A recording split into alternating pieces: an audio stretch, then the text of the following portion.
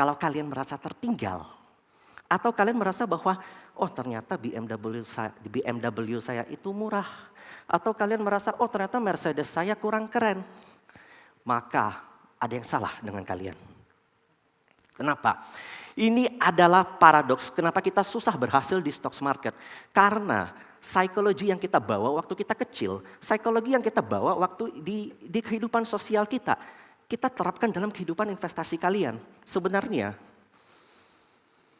karena kita suka membandingkan diri dengan orang lain. Saya izin pakai handphone karena saya perlu pointer.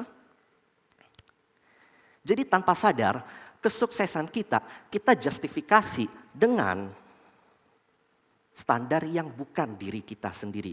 Jadi kalian datang ke sini ingin dapat saham yang naik, saya yakin itu semua dari muka-mukanya itu semua. Itu tidak salah. Itu benar kalau kalian datang ke sini. Tapi kalau kalian datang ke event ini, maunya jadi kaya itu masalah. Loh, kok bisa? Alasannya kenapa?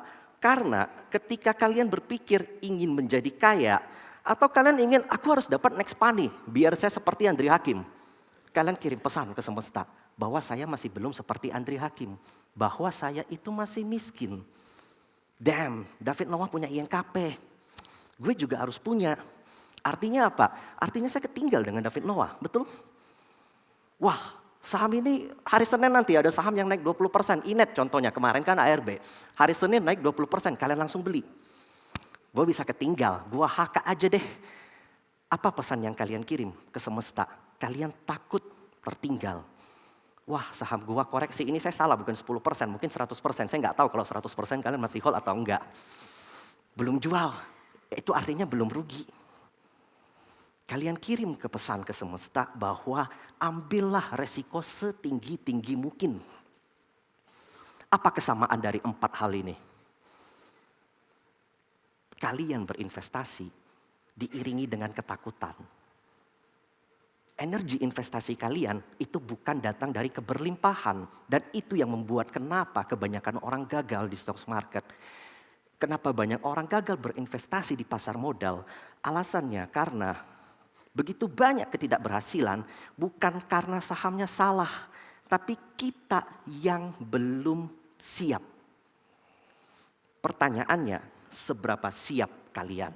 Ini adalah fakta yang brutal bahwa semesta tidak menangkap keinginan kalian. Kalian datang ke sini atau kalian buka rekening saham, rekening RDN, ingin dapatkan profit 100%, 200%, 300%, ingin mendapatkan 100 juta pertama. Saya sih yakin 100 juta udah di semua di sini. Bu Rizka harus ganti itu ya, 100 miliar harusnya. Jangan 100 juta lagi. Jadi semesta tuh nggak nangkap keinginan kalian. Semesta juga nggak melihat effort kalian atau usaha kalian. Karena kalau yang berusaha itu yang paling kaya, maka itu abang becak di depan, harusnya mereka yang paling kaya. Fakta ketiga, semesta juga tidak melihat doa kalian. Tuhan, uang saya semuanya di Inet. Tapi kemarin ARB Tuhan. Doanya aja udah salah. Doanya aja udah datang dari ketakutan. Doanya datang dari keberkurangan. Jadi ini adalah sebuah fakta yang brutal yang tidak dilihat oleh semua orang bahwa keinginan kita, usaha kita, doa kita itu tidak dilihat sama yang di atas. Yang di atas melihat getaran atau resonansi kita.